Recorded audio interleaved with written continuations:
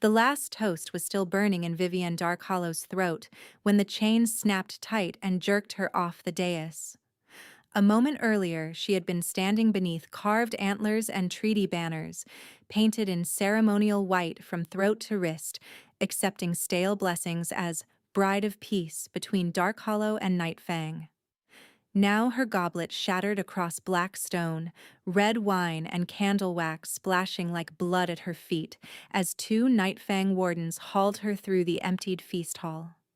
The gold links at her wrists bit skin already rubbed raw. Silver filings had been worked into the inner cuffs, and every movement sent a hot, needling pain up her forearms and into her shoulders. "Wait, what are you doing?" she demanded, heels skidding over wet rushes. "Where is Elder Marrow? Where is your alpha?" No one answered. Heads turned, then turned away. Servants flattened against walls. A pair of young wolves she had met only an hour before made ward signs over their chests as she passed, as if she were already a ghost. The doors opened to storm wind and slate sky.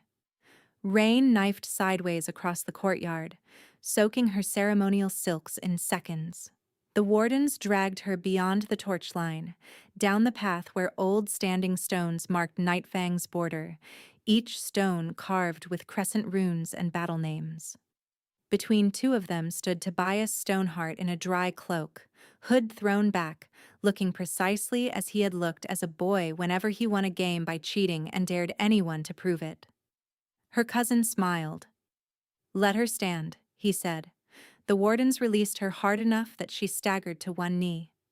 Mud swallowed her hem. The chain at her ankles clanged over stone.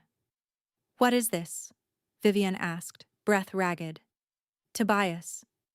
He crouched so his face was level with hers. Rain purled on his lashes, never seeming to touch him. "This is administration." Behind him, three Nightfang council elders formed a line. Elder Marrow, lean and hawk-nosed. Old Nessa with her iron cane. Cade of the split ear, gaze fixed somewhere over Vivian's shoulder. None met her eyes. Marrow cleared his throat. Vivian Darkhollow, daughter of House Darkhollow by blood, delivered under Treaty Article 7 as guarantee of peace. "Bride," she cut in. "I was delivered as bride." Marrow did not pause. Under dispute of terms after evidence brought by heir Tobias Stoneheart, this council renders immediate protective exile. You are to leave Nightfang territory at once. You have 1 hour from this moment to clear the border ridge.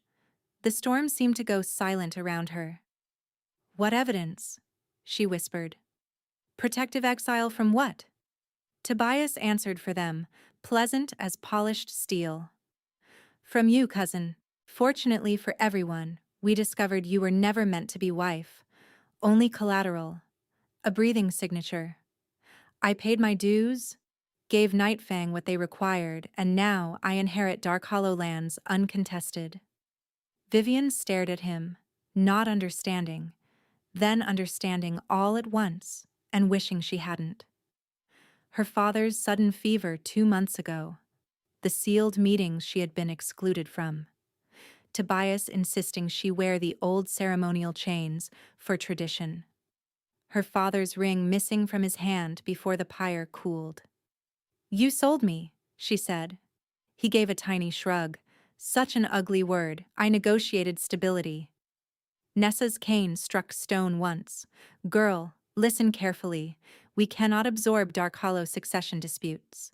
If you remain, Tobias claims Nightfang shelters a claimant and civil war begins tonight.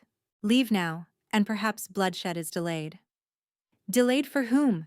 Vivian snapped. "He murdered my father." Cade finally looked at her then, eyes flat. "Accusations without witness are wind. I am witness." "You are interested party," Marrow said, "and now potential spy." The word hit harder than the chains. Spy meant lawful hunt. No trial, no challenge, no burial rights if caught inside foreign borders. Tobias stood and brushed rain from his cuff. "Don't glare at them, Vivian. They're being generous. 1 hour is more than I advised." He leaned close enough that she smelled clove oil on his breath. I've already sent trackers from our side. Loyal men. They'll make sure you don't wander back to tell stories. Her wolf surged in panic, claws scraping behind her ribs. Where is Alara? She demanded, grabbing his sleeve despite the pain. Where is my sister? His smile thinned. Safe, if she keeps her head down and learns from your mistakes. He nodded to the wardens. One step behind her, unlocked the ceremonial collar at her throat, and ripped it off with enough force to tear skin. Warm blood slid under her necklace and into her bodice. Then they unlocked the wrist chains, only to snap on rough iron travel shackles scored inside with bitter paste. Wolfsbane, crushed and packed where metal kissed flesh. A slow poison if left untreated. Marrow lifted a bronze time bell and rang it once. The note shivered across the stones. 1 hour, he repeated. When the ridge bell sounds again, any wolf finding you within Nightfang lines may kill on sight. Vivienne pushed herself upright, shaking.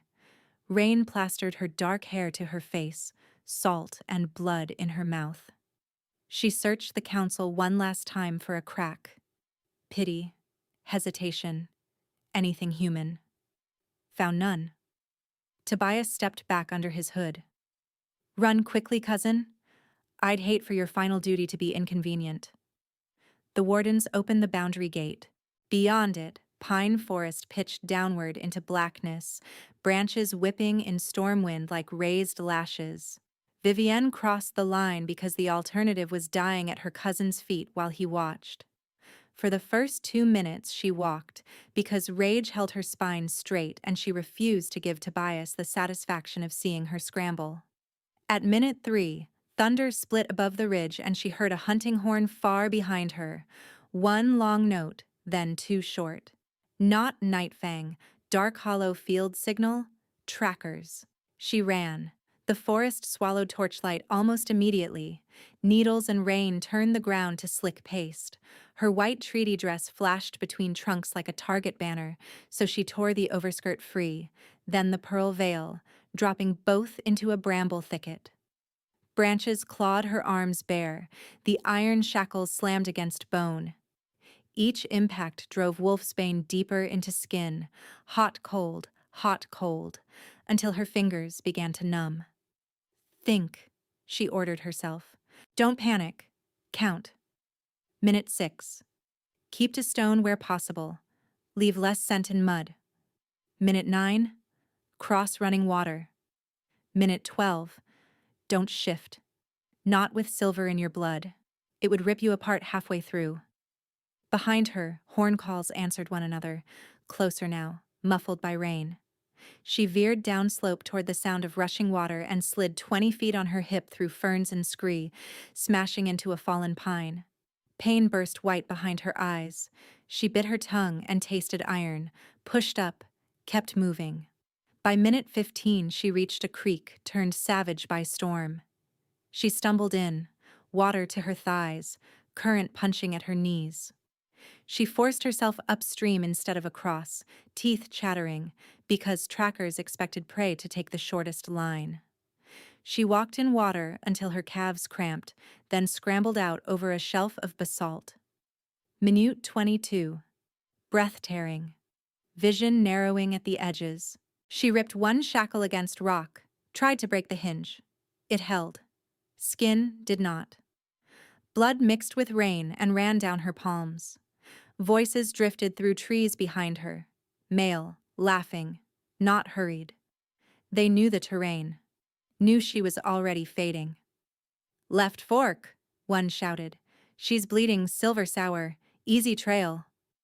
Vivienne ducked under spruce boughs and forced herself into the darkest ravine she could find. A memory rose unbidden, Tobias at 16, pushing her face into training dirt while their uncle called it discipline. Don't waste breath crying, Vivi. Breathe for running.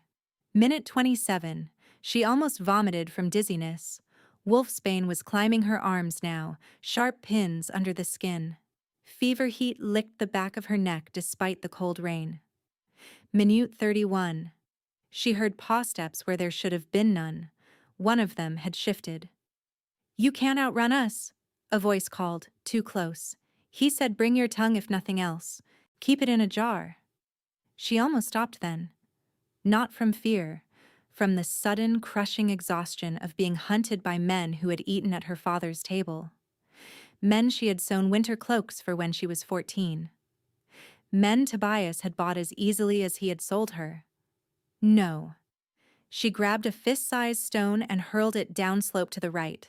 It cracked branches, drew curses. She veered left and climbed. Roots tore under her hands. Mud sucked at her knees. Lightning strobed overhead, illuminating ridge markers carved with wolf skulls and crescent moons. Deeper night fang interior. Wrong direction? No, the border curled here. If she could clear the next rise, she might hit neutral game roads used by patrol convoys. Minute 36. Horn again, nearer, triumphant. Minute 38. The forest opened abruptly onto a narrow logging track rutted with old wheels. She staggered into it and froze. Headlights knifed through rain from around the bend below. Too many, too bright, moving fast in tight formation. Engines growled low and heavy, not Dark Hollow horse teams. Black armored transports, matte-painted crest plates obscured by mud. At their center rode a single motorcycle, longer frame, predatory lines, rider in a dark gray coat that snapped behind him like wings. War convoy. Vivian spun to run back into the trees. Her knee buckled. She hit gravel and skidded, palms shredding. The lead bike braked hard in front of her, spray fanning over her face. Boots hit ground. Someone was on her before she could crawl, one gloved hand closing around her forearm with controlled force. Not cruel, steadying her as her body shook itself apart. Easy, a deep voice said above the storm. You're bleeding. The touch struck like lightning under her skin. Silver heat lashed from the base of her spine to her throat. Violent enough, she gasped. Her wolf slammed forward, not in fear this time, but with a starving, aching recognition that made her bones feel too small. The world sharpened. The rain's metallic scent, engine oil, smoke, and beneath it all the impossible scent of him. Cedar, cold iron, and moonlit stone after fire. She looked up. A scar cut across the man's jaw and vanished under his collar. Old and pale, but now lit faintly from within, lunar sheen threading the edges. His face was harder than rumor had prepared her for, all blunt angles and old violence held on a leash. His eyes were gray until they met hers. Then his pupils blew wide, swallowing color. Someone in the convoy whispered, disbelieving, "That can't be. Starfall's dead." The rider's grip tightened once, involuntary. When he spoke again, iron control fractured into a rasp so raw it sounded torn from the center of him. Mine. Behind them, from the tree line, a tracker's howl rose and cut off mid-note. Behind them, from the tree line, a tracker's howl rose and cut off mid-note. A dark shape dropped from a pine branch with a wet thud. One of the convoy outriders landed beside it, blade already clean, and gave a sharp hand signal into the rain. "Perimeter breach neutralized," he called. Vivian barely heard him. The gloved hand still around her forearm was the only solid thing in a world suddenly gone strange and tilted. Heat kept climbing through her, not fever-hot like wolfsbane, but molten and bright, threading through marrow, dragging every nerve awake. Her wolf, half sick and half mad moments ago, was now pressed hard against her skin, pacing and whining with an almost painful urgency. "Mine," it echoed, not in words, but in instinct. "Home, home, home." No. Panic snapped through her so fast she tasted copper.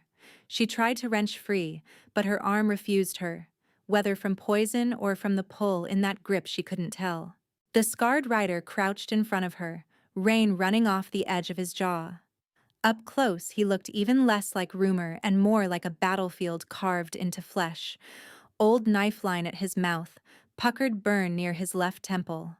White crescent scar over his throat, where someone had once tried to open him to the spine.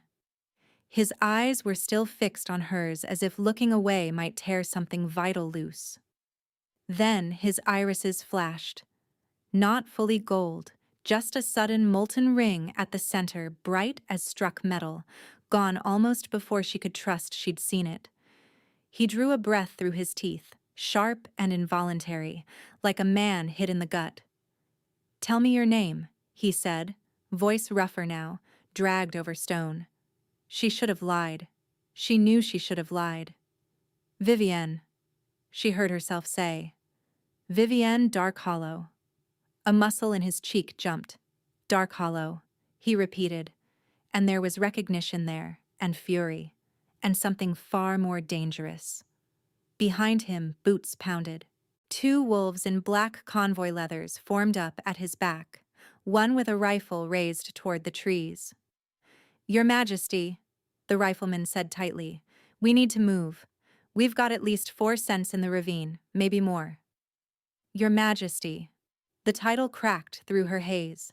She stared at the scarred man again, searching memory and gossip and old war songs. The black standard broken at Ashfall Pass. The king dragged under bodies and never recovered. The throne left to regents and jackals. Bastion Starfall. Dead for 3 years, according to everyone. He did not look dead. He looked terrifyingly alive. Another shout came from the trees. "There, on the road!" The rifle barked. Something yelped. Tires squealed as one of the transports swung sideways to block the track. Men moved with drilled precision, not panicked, not hurried. Wolves who had done this in worse places and survived. Bastion never looked away from her. "Can you stand?" he asked. Her laugh came out brittle. "Can I stand? I was exiled 40 minutes ago with wolfsbane in my blood and Darkhollow trackers at my heels." His gaze dropped to her wrists. In the headlight glare, the scored iron showed clearly, paste smeared where rain had only half washed it. His expression changed. Not softer, exactly, but colder in a way that felt like the temperature dropping before a kill. "Who chained you like that?" She swallowed.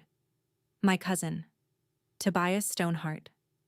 That name landed like a spark in dry kindling. The men behind him went still. Bastion's thumb brushed, almost accidentally, over the inside of her wrist where the shackle had bitten deepest. Silver fire snapped up her arm so hard she gasped again, and he hissed under his breath as if he'd felt it too. He removed his hand instantly. The discipline in that single movement shocked her more than the heat had. He could have dragged her up, could have claimed, commanded, ordered. Instead, he shifted back half a step, palms open where she could see them. "Vivienne," he said, deliberate now, forcing steadiness into each word. "Your 1 hour is void. By crown law, this convoy is sovereign passage. Anyone hunting you now hunts under my banner." "I don't care about your banner," she snapped, then flinched at her own voice. "I care about living through the next 10 minutes. Then live them with me." A bolt of lightning split the ridge. In its glare, she saw movement to the left, 2 Darkhollow shapes breaking from cover.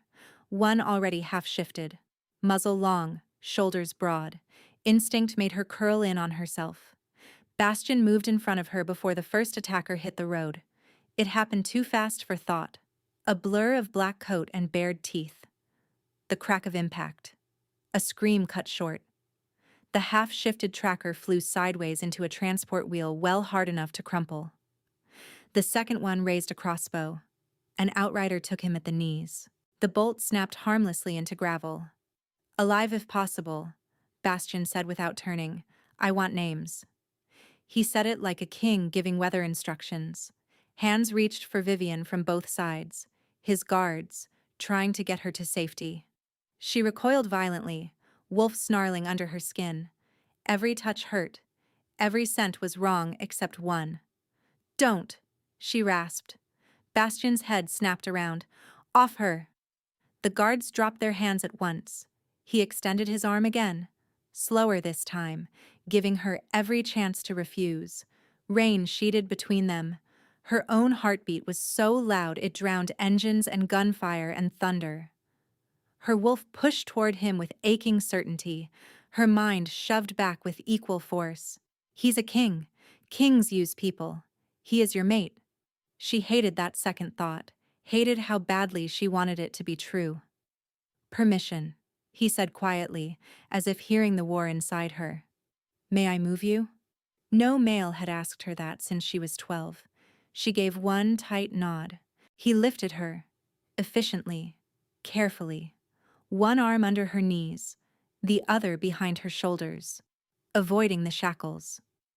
The contact still blazed, but now there was structure to it, not just wildfire.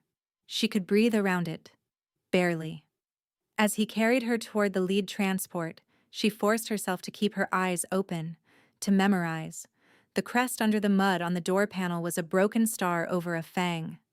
Starfall's old sigil, altered for war.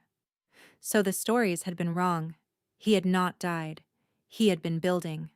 Inside the transport was steel benches, medkits, weapon racks, the smell of gun oil and wet wool. Bastian set her down and knelt to the floor in front of her, putting himself lower, even while shouting orders out the open door. Pull in scouts, sweep the ravine. No Nightfang patrol touches this scene without my mark. Yes, sire. He looked back at her. Stay with me. Easy command, she muttered through chattering teeth. I can't feel my fingers. His jaw clenched. He took a small metal flask from his belt and uncapped it, sniffed it once, then handed it to her instead of tipping it to her lips. Again that restraint. Willow bark and salt, he said. Not enough to fight wolfsbane, but it'll keep your heart steady until we get moonleaf in you. She drank. Bitter. Warm. Her vision steadied by a fraction.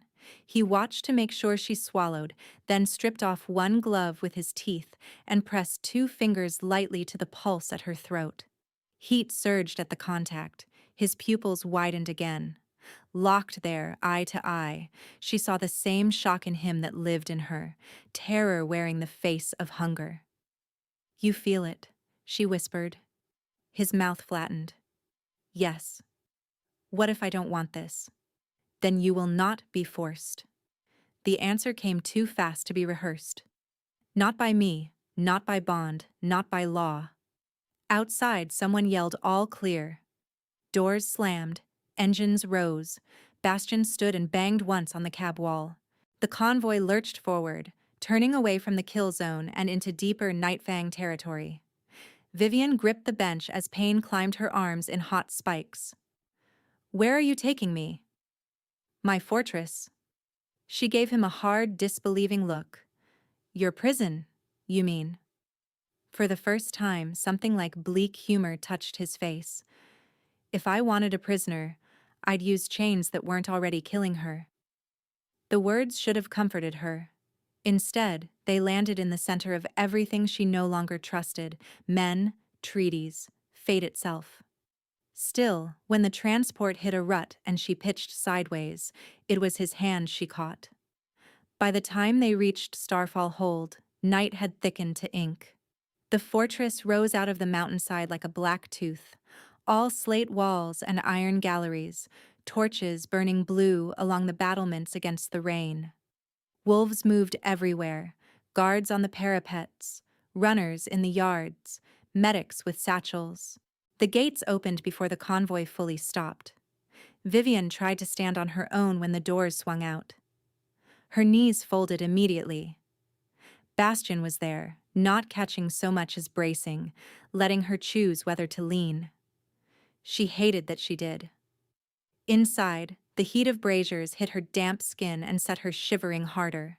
Her wrists were swollen now, angry red around the iron, streaks climbing toward her elbows like ink in water. Wolfsbane. Fast. A healer in gray approached with 2 assistants and a tray of instruments. Her eyes flicked to Vivian's throat, then to Bastian's face, reading what had happened in one glance. Majesty, we need to sedate her before extraction. If she shifts with silver contamination... No sedation, Bastian said. Then bind her. No bindings. The healer hesitated. Sire, with respect, if she is what I think she is, and unbonded. His voice dropped a degree. I said no. The woman bowed stiffly and withdrew, assistance in tow. Vivian stared at him through fever blur. Why refuse treatment? I refused their restraints. He guided her into a side chamber. Small, stone-walled, one narrow cot near the hearth. Not a cell. No bars. I'll treat the wounds myself. You're a king, not a medic. I was a field captain before I was either. He knelt and set a basin on the floor, steam rising from water scented with crushed moonleaf and cedar ash. He brought shears, clean cloth, a jar of green-black salve. His movements were practiced, economical. She sat on the cot only because her legs failed her again. May I? He asked, fingers hovering near the shackle. The question disoriented her more than the poison. She nodded once. He picked the lock with a thin steel pin. The iron cuff sprang open. Blood rushed back into her hand in a burst of needles so sharp she cried out. He did not flinch, only slid the second cuff free and laid both shackles on the floor as if discarding something obscene. Up close, her wrists looked flayed. Tiny silver shards glittered where they had embedded in torn skin. He soaked a cloth and began cleaning, careful as if handling blown glass. When she jerked, he stopped immediately.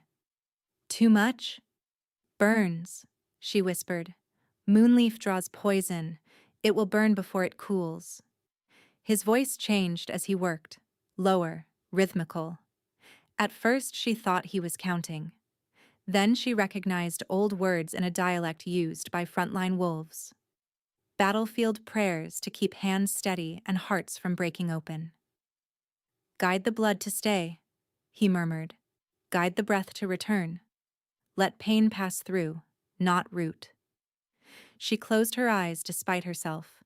No one had prayed over her in years. Why are you doing this? She asked after a while, because the silence between those murmured lines felt too intimate. You could have handed me to your council and gained favor by dawn. I don't require their favor. Everyone requires something. A pause. Cloth twisting in the basin. I require sleep. I require competent quartermasters. I do not require my mate to bleed out to prove I can command a room. The word mate struck both of them quiet. When he reached for a deeper cut near her inner wrist, she recoiled reflexively, shoulders hitting stone. Not from him, from memory. Tobias. Chains. Hands that never asked. Bastian set the cloth down at once and leaned back, giving her space. I won't touch you again without permission, he said. No irritation, no wounded pride, just an oath spoken plain. He unclasped his own cloak and set it over her shoulders, heavy wool still warm from his body, then rose and moved to the far side of the room, near the door, where she could see him and breathe without his scent pressing close. I'll stay there, he said, reading her tension. If fever spikes, tell me. If you want me gone, say so. She clutched the cloak tighter with shaking fingers. You expect me to trust that? No, he said. I expect you to test it. The fire cracked softly. Rain ticked at the arrow-slit window. After several minutes, when the pain in her wrists dulled from knives to embers, she whispered, Finish the bandage. He waited a heartbeat, making sure she meant it, then returned and completed the wraps, each pass snug but not constricting, his knuckles rough and scarred and infinitely careful. By the time fever finally dragged her under, Bastian was still in the chair by the door, awake, watching the dark hall beyond as if daring anyone to cross it. Dawn came thin and iron-gray through the slit window, carrying the sound of raised voices. Vivienne woke to the taste of metal and smoke. Her wrists throbbed, but the poison lines had receded to faint shadows. Bastian stood at the washstand, buckling his bracers, coat off, shirt sleeves rolled. Fresh water steamed in a kettle. He looked as if he hadn't slept at all. A knock, then no wait for answer. Elder Marrow pushed in, Nessa behind him with her cane, Cade at her shoulder, and 3 armed betas crowding the threshold. So the council had found her. Marrow's gaze swept the room, landed on Vivian sitting up with Bastion's cloak around her, and tightened. Majesty, we requested audience in the council chamber. You have it now, Bastion said. Nessa tapped her cane once. The girl remains a diplomatic hazard. Dark Hollow riders are already at our lower gates demanding surrender of the spy. Until jurisdiction is settled, she must be confined. Silver manacles, guard rotation. Vivian's stomach dropped. She forced her spine straight. I am not your prisoner. Cade's mouth twisted. You are whatever keeps this territory from war. One of the betas, broad-shouldered and young, looked her over with open disdain. She brought war in white silk, white. Chain her before she mates the king and claims the throne by scent. The room went still. Bastion stepped between them and her in one smooth movement, all warmth gone from his face. Say that again, he said. The beta lifted his chin, emboldened by the elders at his back. I said she should be collared for public safety. Bastion unfastened the top clasp of his shirt and pulled the fabric aside, baring his throat, the scarred, vulnerable line of it, to the room. It was an old challenge gesture, formal, deadly, an alpha offering his throat meant, dispute me, and it is blood law. Marrow inhaled sharply. Nessa swore under her breath. Any hand raised against her, Bastion said, voice carrying like a blade laid on stone, is a hand raised against your alpha. The hot-headed beta lunged anyway. He never reached her. Bastion caught his wrist, pivoted, and put him on the floor in 2 breaths, face to stone, arm pinned behind his back at a screaming angle, knee planted between his shoulders. The beta snarled and tried to shift. Bastion pressed down until the sound broke into a choke. She stands under my protection, Bastion said, not loud, somehow worse for it. He looked up at the elders while holding their fighter immobile. Or you stand outside my pack. No one moved. Cade's jaw worked. Marrow looked suddenly very old. Nessa rapped her cane once, hard, and the 2 other betas dragged their pinned comrade back when Bastion released him. The young wolf stumbled upright, humiliated, eyes bright with hate. He did not meet Bastion's gaze again. Marrow bowed stiffly. Your will is heard, Majesty. Then hear the rest, Bastion said. Vivian Darkhollow is guest right under Crown Seal until I say otherwise. Any attempt to bind, poison, or remove her without my consent is treason. Carry that to the gates and to every barracks before rumor outruns law. Nessa's eyes cut to Vivian. Not kind, not cruel. Measuring. And if Darkhollow demands trial? Then they can demand it in daylight with witnesses, not with knives in rain. The elders withdrew, taking tension with them like a receding tide. The door shut. Silence rang. Bastion refastened his shirt, hiding his throat scar, and turned toward her. Whatever had been alpha iron a moment ago eased back into something she couldn't yet name. Are you hurt? He asked. She almost laughed at the absurdity. He had just threatened his own counsel for her, and he was asking if she was hurt. No, she said. Then, after a beat, thank you. His gaze flicked to her bandaged wrists, then back to her face. You don't owe gratitude for basic protection. Maybe not, she said softly. But I notice it anyway. He crossed halfway, then stopped, giving her the choice of the last distance. After a long second, Vivian moved first, just enough to close that space, and let her fingers rest, light and deliberate, on his forearm. Permission. His breath caught, barely audible. Her guard did not fall all at once. It lowered by inches, like a blade set down within reach instead of thrown away. But it lowered. And for now, that was more trust than she had given anyone since the border stones. Her fingers on his forearm had barely settled when a horn sounded in the inner ward. 3 clipped blasts. Pause, then 3 more. Emergency council call. Bastion's expression hardened. Stay here. Vivian's hand tightened before she could stop herself. If this is about me, I'm not hiding in your room while strangers decide my life. A beat. He looked at her fingers still on him, then at her face. Then you stand at my right, he said. And you speak when spoken to. The war chamber sat below the main keep, circular and windowless, lit by iron braziers and a map table carved with river lines and border stones. By the time they entered, half the Nightfang leadership was already there. Marrow and Nessa, Cade, 2 captains from the Eastern Watch, a clerk with ink-stained thumbs, and 3 messengers still dripping road mud. The room went quiet when Vivian walked in wearing Bastion's cloak. Not a single one of them missed it. A dark hollow courier lay on a stretcher near the far wall, his body mutilated beyond any doubt of intent. His satchel had been slit and re-sewn with red thread. Deliberate. Mocking. Read it, Bastion said to the clerk. The clerk swallowed and unfolded a bundle of parchment stamped with dark hollow wax. Wolfhead seal, black lacquer, Tobias's signet score across the jawline. He read, voice shaking at first, then steadier.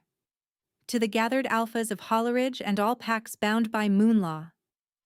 Let it be known that Vivian Darkhollow conspired with Nightfang agents in the poisoning of High Alpha Corvin Darkhollow.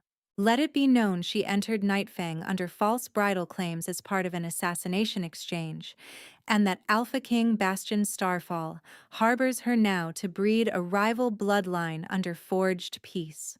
We petition immediate sanction, purge of traitor claimant and unlawful sheltering king before bond rights can legitimize rebellion.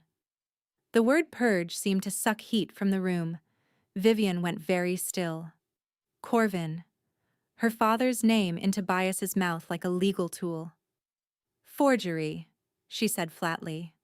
Cade gave a humorless huff. Every liar calls forgery. The clerk lifted the second sheet. There are attachments. He spread them on the table. 4 letters in Vivian's hand, or what looked like it.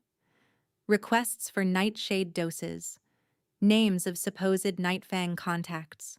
A note arranging her father's guard rotation 2 days before his fever took him. Her signature at the bottom of each. She crossed the room and snatched one up, pulse hammering. The flourish on the V was hers. The pressure marks? Wrong. The spacing between Darkhollow and old family names? Wrong. Tobias had copied her script but not her habits. I never wrote these. Her voice cut sharp enough that even Cade blinked. He stole old correspondence and mirrored the hand. Look at the consonant joins. These are court scribe joins, not mine. Marrow leaned in despite himself. Nessa took the page from her and examined it with narrowed eyes. Bastion didn't touch the letters. He watched faces. Who carries this petition? He asked. Riders to Greyfen, Redclaw, and Southmere already departed before dawn, said the mud-soaked messenger. More at noon. Tobias is calling tribunal at full moon on Darkhollow border ground. Full moon is 4 nights, Marrow said. 3, Vivian corrected. If he's counting by old Darkhollow rite. Silence again. The old rite was blood law, fast, violent, public. Bastion's voice dropped. What else? The messenger hesitated, then reached into his jacket and produced a charcoal rubbing wrapped in oilskin. He laid it on the table. A carved tablet text in archaic lunar script, half worn away, one line darkened in fresh ink. Nessa swore outright. Marrow read under his breath, then louder, unwillingly. When the Starfall King takes his destined mate, her blood upon the border altar shall either crown him in moonfire, or unmake his throne in madness. A collective intake of breath moved around the chamber. Vivian felt Bastion's body go rigid beside her, not with surprise, with recognition. So he knew this prophecy. Of course he knew. Cade looked from the rubbing to Vivian with open suspicion. Convenient. A hunted claimant appears. You two scent match in the same hour? And now prophecy text surfaces? Stolen text, Vivian snapped. From Dark Hollow vaults. My father kept the original under bloodlock. Tobias can't invoke it lawfully unless he has your blood, Nessa finished. The brazier popped. Someone shifted a foot. No one liked where this was heading. Bastion planted both hands on the map table. He forges murder charges to isolate her, rallies packs with purge language, then brandishes a prophecy that turns my mate into a political trigger. He's not trying for justice. He's trying to stage legitimacy with spectacle. And if he spills her blood on that altar? Marrow asked. Bastion's gaze was winter. Then he starts a war he can narrate before truth can catch it. Vivian met Marrow's eyes. That is who my cousin is. Not impulsive, not stupid, patient. He'll bait both sides into moving first and claim defense. Nessa tapped the prophecy rubbing. Dangerous enough, but dangerous men still need steel. How much of Dark Hollow follows him? The messenger answered in a whisper. Half the warbands, maybe more. He paid arrears from the treasury and promised land from Trader Holdings. Vivian closed her eyes for one hard second. He was buying loyalty with her inheritance and her father's corpse. When she opened them, Bastion was watching her, not pitying, just present. He gave orders rapid and precise. Riders to intercept petitions, scribes to verify seal fraud, scouts to track Tobias's altar movements. Gate command doubled. No lone patrols. Then he turned to the room. Until this is broken in open witness, Vivian remains under crown protection. Any pack challenging that can do it to my face. Cade bristled. And if half the valley comes with spears? Then half the valley learns arithmetic, Bastion said. No one argued after that. But as the chamber emptied, whispers followed them anyway. Traitor, mate, prophecy, purge, threads tightening into a net. Tobias had not merely accused her. He had set the valley on fire and handed everyone a reason to call it law. By midday, Starfall Hold sounded like a struck anvil. Smithies ran without pause, hammering silver-edged restraints for prisoners and plain iron for everyone else. Runners flew between towers with coated ribbons. In the lower yard, Nightfang wolves drilled shield rotations under sleet, while scouts came and went in mud-streaked waves. Above all of it hung tension sharp as static. Vivian stood on the western gallery with a spyglass, counting banners on the lower road. 3 Grayfin standards by noon, she said. He moved faster than we did. Bastion stood behind and to her left, close enough she could feel his heat through wool, not touching. Grayfin likes whichever side looks inevitable. She lowered the glass. Then we make him look mortal. His mouth twitched. Working on it. Growing attraction, she discovered, did not arrive as softness. It arrived in jagged, inconvenient moments. The way his voice changed when he gave her information instead of orders. The way his attention never wandered when she spoke strategy. The way her body calmed when he entered a room, even while her mind yelled at it for treason. Fear came with it. Equal weight. At second bell, they met with scribes to draft rebuttals to Tobias's letters. At third bell, a border scout staggered in with an arrow through his shoulder and reported 2 Nightfang grain caravans torched near Hollow Creek, attackers wearing Dark Hollow cloaks, speaking with Red Claw accents. False flag. More fuel on Tobias's fire. At fourth bell, an assassin tried to enter disguised as a priest bearing cleansing rites for the poisoned bride. He had silver wire hidden in prayer beads and Vivian's childhood nickname on his tongue. She heard the struggle in the corridor before she saw it. By the time she reached the stair landing, guards had him pinned, jaw broken, blood on the stone. He grinned anyway when he saw her. Tobias sends his love, little Vivi. Bastian hit him once, open-handed, hard enough to bounce his skull off flagstone. "You don't speak her name?" The man spat teeth and laughed until they dragged him to the cells. That night the council pressed harder. Marrow requested, politely this time, that Vivian sign a temporary renunciation of Dark Hollow claim to cool hostilities. Cade suggested she be moved to a hidden safe house for everyone's protection. Nessa said nothing for a long minute, then asked Vivian directly, "If this becomes open war, can you command any Dark Hollow loyalists still?" Vivian thought of old captains who had taught her to ride, of stewards loyal to her father, now likely watched, of Alara, somewhere inside Tobias's grip. "Some," she said, "if they hear my voice before he buries it." Bastian's eyes met hers over the table. Decision flashed there. "We record a statement tonight," he said.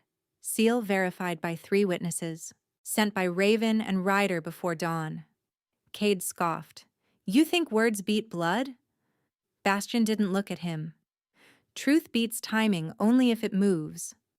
Pressure mounted from all sides: law, rumor, hunger for certainty. Vivian felt it physically, a hand between her shoulder blades pushing her toward any simple answer: submit, flee, disappear. Instead, she stood in war maps until ink stained her fingers and her bandaged wrists throbbed. She corrected route lines where Tobias would stage ambushes. She listed elders still bound by her father's debts. She did not shatter, though several times she wanted to. At dusk, as they left the map room, her knees buckled on the stair from sheer fatigue and lingering poison. Bastian caught her elbow, light, immediately easing when she stiffened. "Sit." "I'm fine." "You're vertical. Different condition." "I don't need coddling."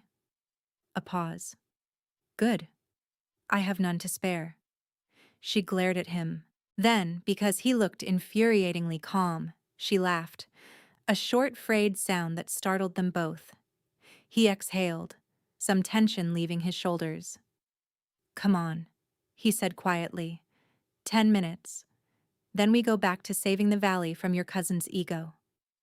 She should have refused. Instead, she let him lead her away from the noise to a narrow passage above the old armory where wind hummed through arrow slits, and no one came unless ordered. 10 minutes became longer. The passage opened onto a small roof court sheltered by broken battlements, half forgotten by the keep. Rain had thinned to mist. Beyond the wall, the mountains were dark ink against a bruised sky, and somewhere below wolves were changing watch, voices carrying in low calls.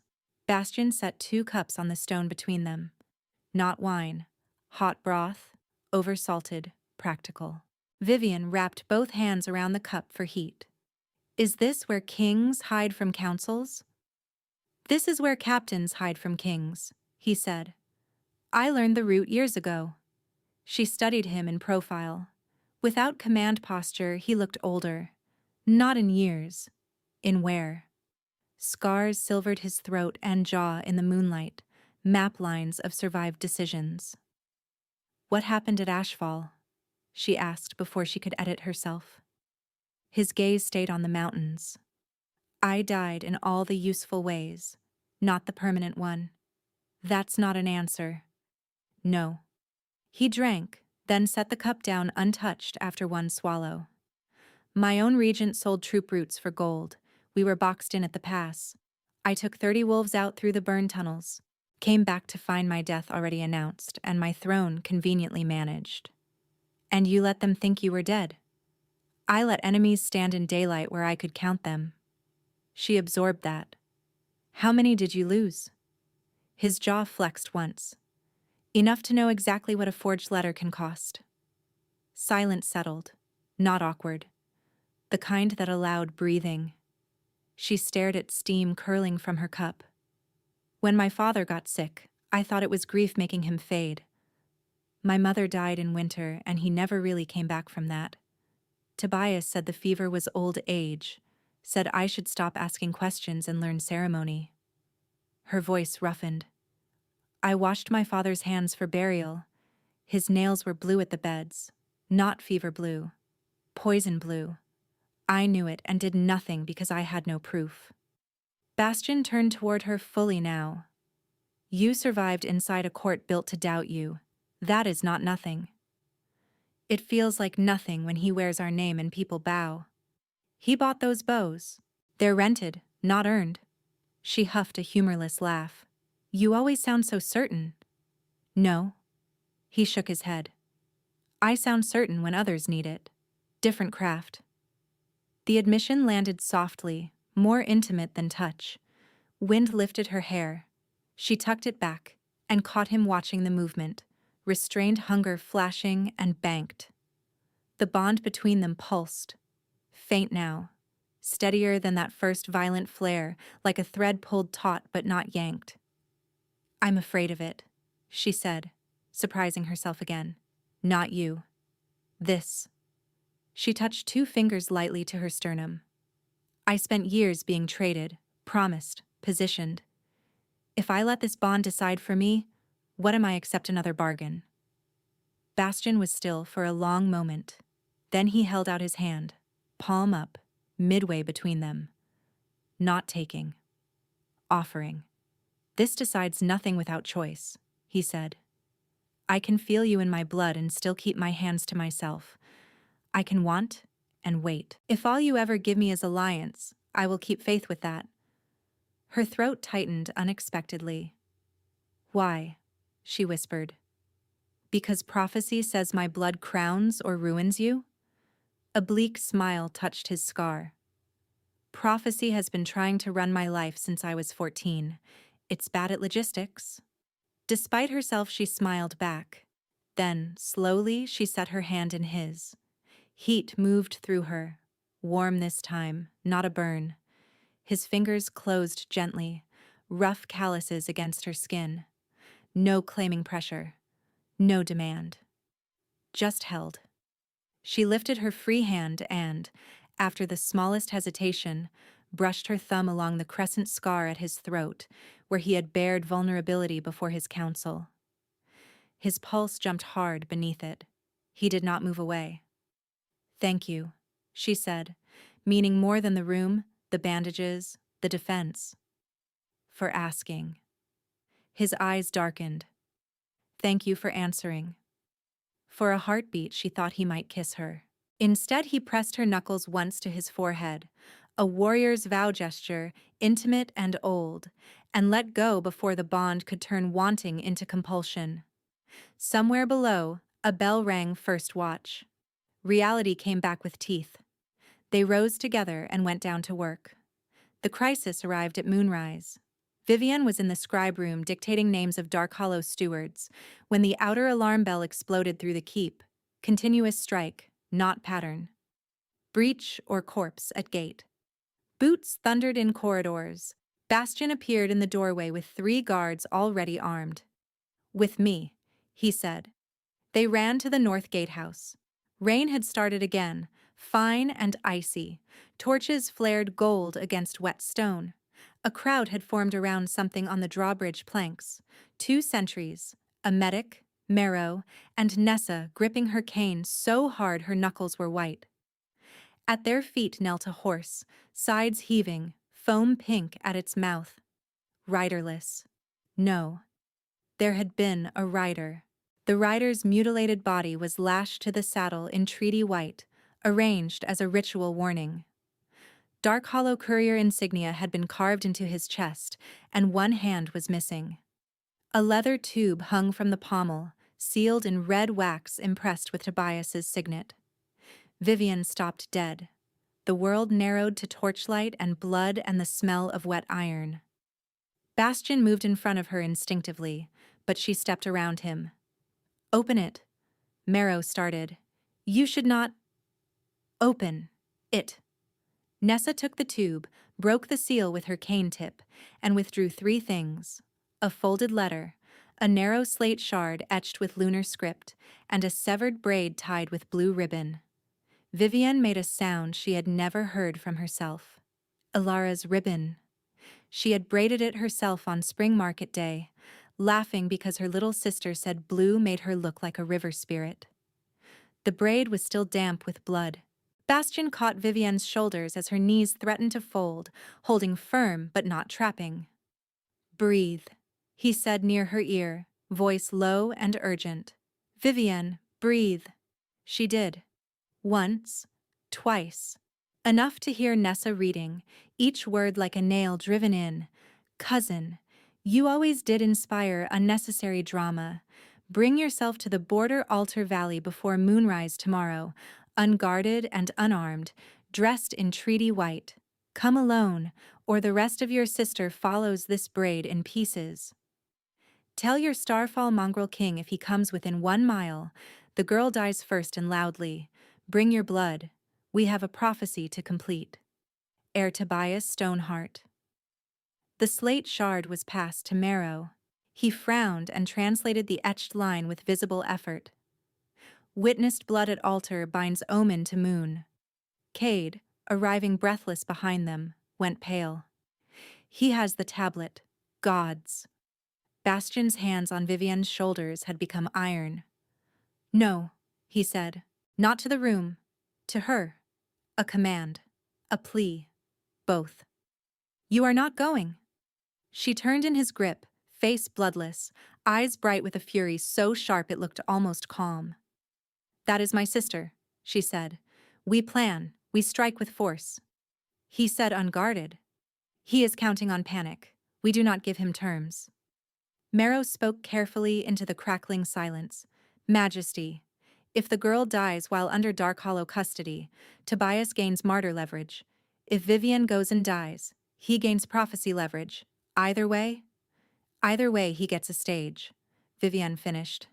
Bastian looked at her like he could hold the world shut by will alone.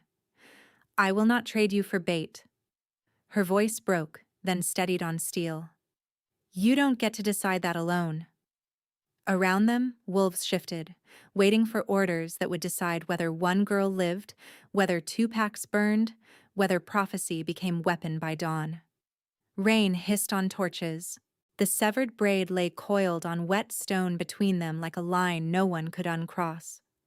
And somewhere beyond the mountains, Tobias waited at the altar with blood law and a stolen omen, daring them to choose wrong. Vivienne stared at the braid until the blue ribbon blurred. Then she picked it up herself, cradling it in both palms as if her sister's hair might still feel pain. "War chamber," she said hoarsely. "Now." Maps were already unrolled when she arrived. Bastian stood at the head of the table with his fists planted in carved river lines, fury held so tight it looked like stillness. Marrow, Nessa, Cade, 3 captains and 2 scouts waited in a ring of torchlight. Vivienne laid Alara's braid beside the border altar mark on the map. "Tobias won't keep her at Darkhollow Keep," she said. "Too many witnesses. He'll stage the exchange where old law can be twisted. Altar Valley, East Ravine Shelf. There's a narrow horse path on the north rim and scree chutes on both sides. Good for hidden archers." Cade frowned. "How do you know that?" "I used to race Tobias there as children. He liked places where cliffs did half the killing." Bastian cut in. "No exchange." "Bastian!"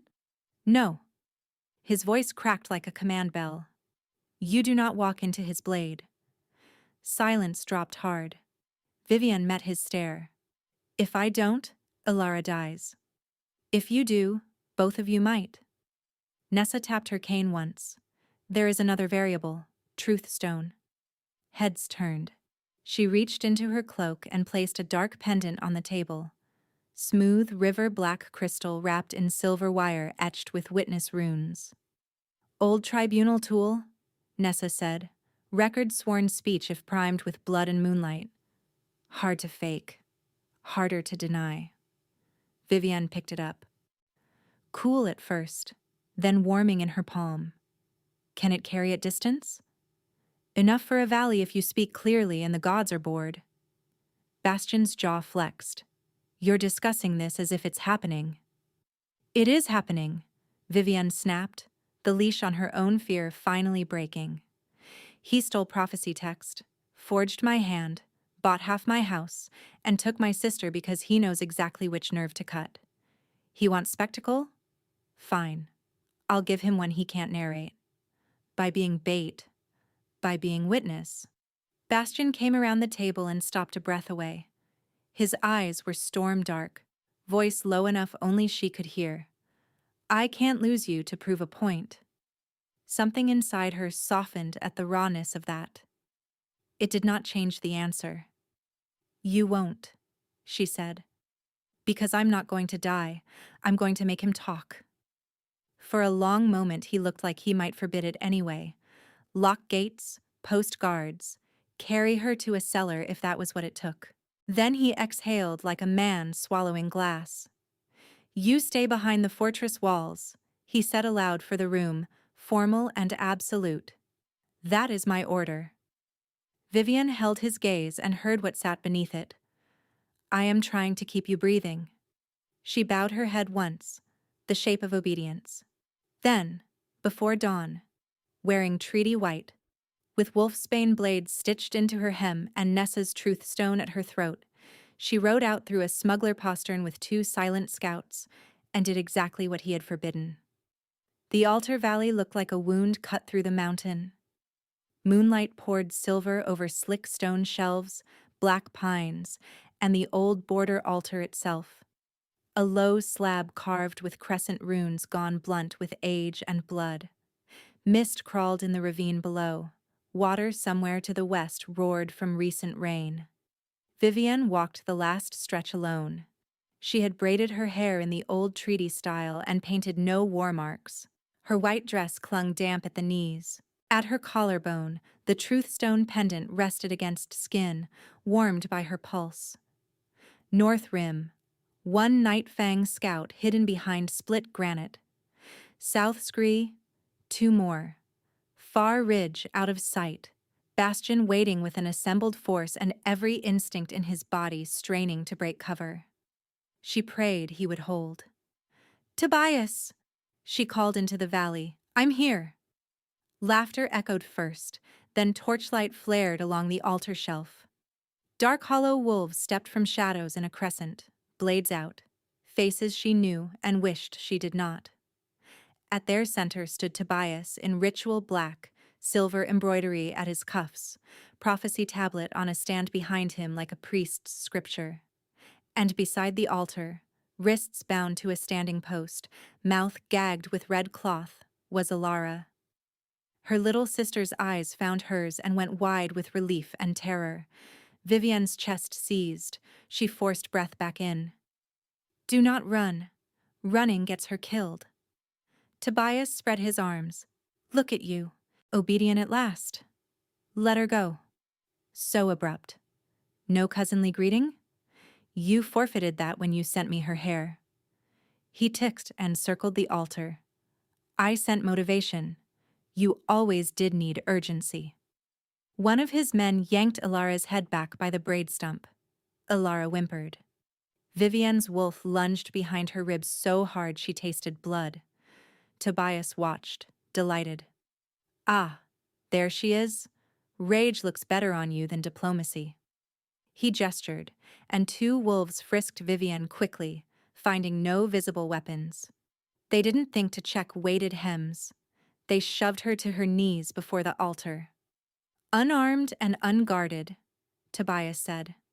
How touching. Did Starfall whine when you slipped his leash? She lowered her eyes, counting heartbeats, feeling for the truth stone's activation seam with her thumb. 1 drop of blood. Witness wake. She bit the inside of her cheek and pressed bloody fingertip to the pendant's rune groove. It warmed sharply, then went still. Talk while you can, Tobias said, drawing a sacrificial dagger from the altar. Old steel, moon-etched, stolen from Dark Hollow Vault. Vivian raised her head slowly. Before you cut me, answer one thing. He grinned. A confession request? How dramatic. You always wanted an audience. Take it. He paced, preening, unable to resist his own reflection in power. I poisoned Uncle Corvin, he said lightly. There, is that what you wanted? 2 grains each night in mulled wine. The healer signed the fever notice for a parcel of Riverland. Vivian's pulse hammered. Keep him talking. And the letters? Forged in your hand by Scribe Pell. Dead now, poor man. Fell down archive stairs. Marrow had been right about Scribe Joins. She swallowed bile. The tracker horn at Nightfang border? Mine. Paid your escorts triple to lose you in storm. You nearly made it inconveniently far, I'll grant. He came closer, crouching, dagger tip under her chin. I bribed Grayfin with grazing rights, Redclaw with silver, Southmere with fear. I stole the prophecy tablet because old men love omens more than evidence. And tonight, he tapped the blade lightly against her throat. I spill your blood, watch Starfall tear himself apart, and present the valley a mad king and a necessary heir. Me. Around the ravine, hidden in dark, Nightfang scouts heard every word through the Truthstone hum and waited for signal. Vivienne let her mouth tremble deliberately. You think Bastion will come mad with grief? I know males like him. Point them at a corpse and they become stories others survive. He stood, lifted the dagger high for ritual strike. Good, Vivienne said, and smiled. His brow furrowed just as she moved. She kicked off her knees, twisting hard left. Her hem split where she had pre-cut the seam. 2 slim wolfsbane blades dropped into her palms. She drove one through the wrist of the wolf holding Alara's post rope, and the other across Tobias's knife forearm. He cursed, blade skidding off her shoulder instead of her throat. Vivienne shifted mid-motion, bones cracking, teeth lengthening, wolf surging through torn silk and moonlight in a violent half-change born of fury and bond fire. She slammed Tobias in the chest with both shoulders, sent him sprawling across wet altar stone, then threw back her head and howled. The signal ripped across the valley like thunder. Above them, Nightfang scouts rose from rock and pine. Across the ridges, horns answered. Wolves poured into the ravine from both sides. Nightfang black, Darkhollow gray, neighboring pack banners behind them, drawn by the sound and by the promise of truth. Chaos exploded. Arrows hissed. Men shouted. Alara screamed behind her gag as 2 Darkhollow guards tried to drag her toward horses. Vivienne rolled, snatched Tobias's fallen dagger, and hurled it end over end. It buried in one guard's calf. He went down shrieking. A Nightfang scout tackled the second. Tobias scrambled to his feet and bolted across the altar shelf, blood running down his arm. "Killer!" he roared. "Kill them all!" No one moved cleanly anymore. Too many witnesses. Too much uncertainty. Vivienne tore the gag from Alara with shaking hands and cut her wrist bonds. "Vivi!" Alara's voice cracked. He said you were dead. Not tonight." Vivienne shoved her toward the scout. "Take her North Rim. Don't stop." Alara clung for one desperate second, then ran with the scout into cover. Vivienne spun back in time to see Tobias almost at the horse line. She launched after him. He heard her, glanced back, and slipped on rain-slicked stone. She hit him from behind, both of them skidding hard across runes dark with old blood. Tobias clawed for a side knife. She stamped his hand flat and drove her heel down until bones popped. He screamed and tried to bite. Vivienne seized his hair, yanked his head up, and pressed the Truthstone to his throat. "Listen," she hissed. She thumbed the release rune. The stone flared silver. Then Tobias's own voice thundered over the valley, amplified and inarguable. "I poisoned Uncle Corvin. Forged in your hand? I bribed Grayfin. Stole the prophecy tablet. Tonight, I spill your blood." Every head turned. Across the lower ridge, Bastion burst through the last line of pines with Nightfang Command at his back and 3 rival alphas beside him. He took in the tableau. Vivienne over Tobias, Truthstone blazing, confession spilling into moonlight, and stopped dead, stunned pride and fury colliding on his face. Tobias thrashed under her boot. Fake! She faked it! Nessa pushed to the front, cane raised. True stone witness was primed under council rune. I attest validity before moon and pax. Marrow echoed, voice shaking but clear. Attested. Cade, jaw tight, added, attested. The valley erupted. Shouts, curses, demands. Dark Hollow wolves stared at Tobias as if seeing him for the first time. Tobias made one last desperate move, wrenching free enough to crawl toward the horse tether. Vivian tackled him again, drove him onto his back, and put the sacrificial blade at his throat. Bastion stepped forward, murder in every line of him. Vivian lifted one blood-slick hand without looking away from Tobias. No. The single word stopped even Bastion. She rose, dragged Tobias by the collar to the center of the altar, and faced the gathered packs. I invoke blood law, she said, voice carrying raw and iron strong. As wronged heir of House Darkhollow, I challenge Tobias Stoneheart for theft of succession, murder of High Alpha Corvin, false witness, and unlawful blood right. Tobias spat red. You have no standing. She held up the sacrificial dagger. This is Darkhollow Vault steel, stolen from my father's hand. My standing is carved in it. One of Grafen's elders shouted, accepted if challenged. Tobias looked around for rescue and found none. Even his own men were backing away. He laughed suddenly, cracked and ugly. Fine. Fight me then, cousin. They circled on slick stone, moon high and white. Tobias favored his injured hand, but still moved fast, slashing low, then high, trying to force her toward altar edge. Vivian parried with the stolen blade in memory, every dirty trick he had taught and used. He feinted left. She didn't bite. He rushed. She pivoted and hammered her elbow into his throat. He stumbled. She kicked his knee, dropped him to one side, and pinned his knife hand to the altar slab with her boot.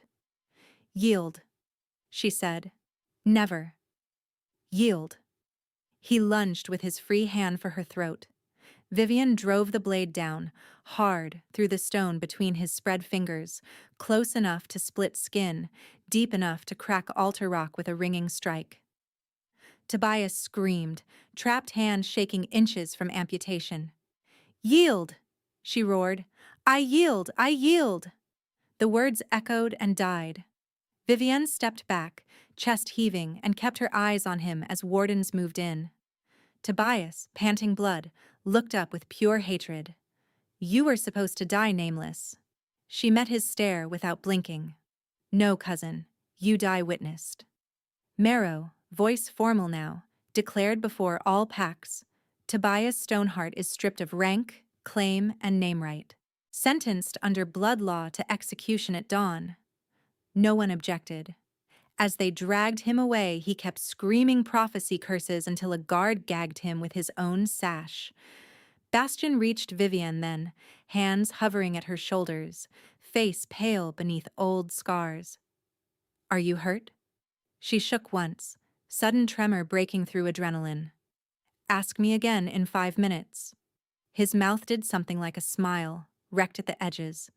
Stubborn mate. Chosen mate, she corrected. His eyes burned. Chosen. Behind them, Ilara ran back down the slope and threw herself into Vivian's arms. Vivian held her sister and did not let go until Ilara's shaking eased, and dawn began to thin the eastern sky. Tobias died at first light on the lower execution stones, sentence witnessed by Nightfang, Darkhollow, Greyfen, Redclaw, and Southmere delegates. He tried for final speeches. No one listened. When it was done, Marrow read the crimes again for record, and Nessa sealed the tablet and Truth Stone transcript under joint crest. By the time the sun cleared the ridge, rumor no longer outran law. By moonrise, Vivian stood once more at the border stones where she had been cast out. The storm had passed. The sky was clear enough to cut on. Pine resin and cold earth scented the air. The stones shone pale under full moon. Bastion approached without guards, coat unfastened, scars visible along jaw and throat like silver script. He stopped one step away. I asked you once to stay behind walls, he said quietly. You disobeyed me, walked into a blood trap, dismantled a coup, and saved your sister. Vivian folded her arms. Are you about to scold me? A breath of a laugh. I am about to learn not to mistake protection for permission. The bond between them thrummed, no longer a raw wire, more like a deep current waiting to be named. His expression sobered. Before we do this, you hear me clearly. Prophecy still exists. My enemies still breathe. Choosing me means choosing danger with teeth. He touched the scar at his throat. And me as I am. Not rumor. Not crown. She stepped closer until their boots nearly touched. Then hear me clearly, Bastion Starfall. I choose with open eyes. His gaze dropped to her mouth, then rose again with visible restraint. May I mark you? Vivian answered by baring the curve where neck met shoulder, tipping her head to offer, pulse loud and steady. Consent. Unmistakable. Mine, he whispered, reverent and rough. Yours, she breathed back. Mate. He cupped the back of her neck, thumb warm under her jaw, giving her one last heartbeat to refuse. She leaned in. His fangs pierced skin at the neck-shoulder junction. Sharp pain first, bright and clean, then a flood of molten heat that punched through her spine and exploded outward. She gasped, fingers clutching his coat, knees threatening to fold as pain transformed into fierce, aching relief.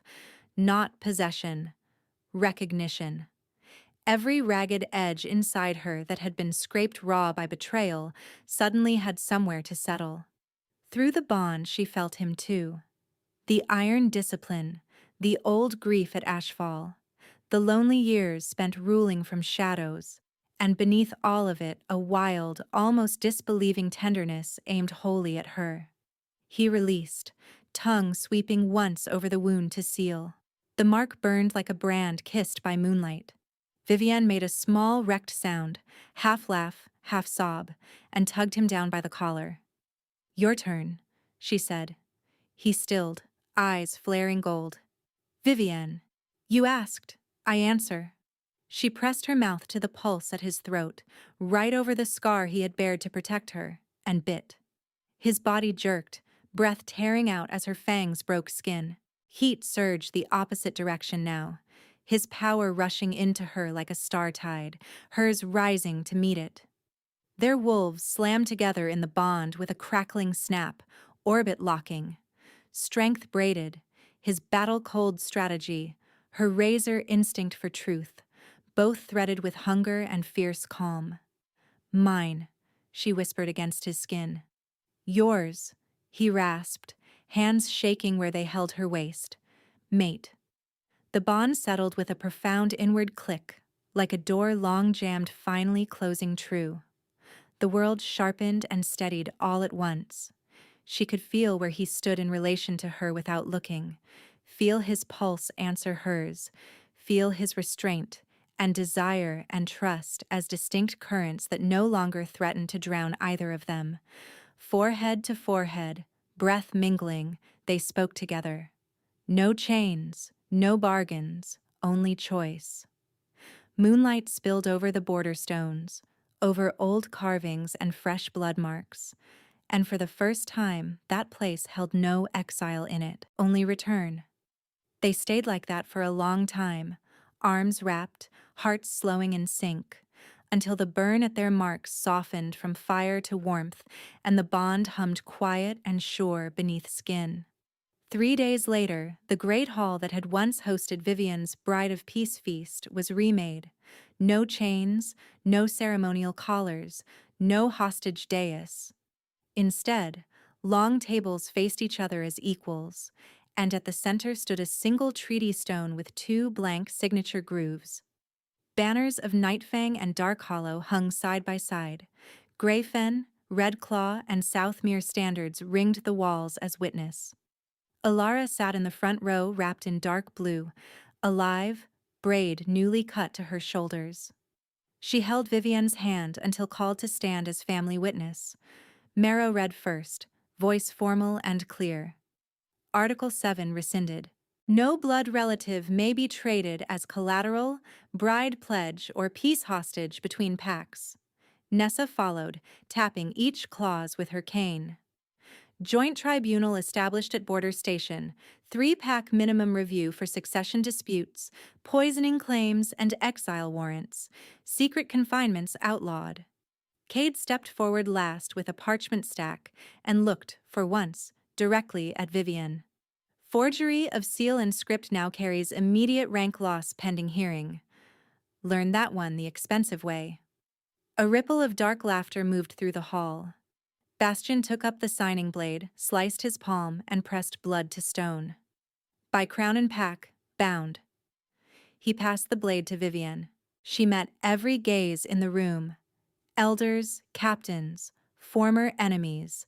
The hot-headed beta from before now stripped to plain guard leathers and posted to tribunal watch as penance, and cut her palm. By law and witness, she said, pressing blood beside his, bound. The stone drank both signatures and flashed once, pale silver. Marrow lifted his staff. Let record show Vivienne Darkhollow is recognized under Moon Law as Moon Consort of Nightfang and War Mediator of the Allied Tribunal by merit of invoked law and lives preserved. Bastian leaned toward her, voice meant only for her ear. Rule with me? She squeezed his marked hand. Beside you, never beneath. After signatures, she walked with Alara and Nessa to the border outpost newly cleared of old cages. Carpenters were still hammering beams into place.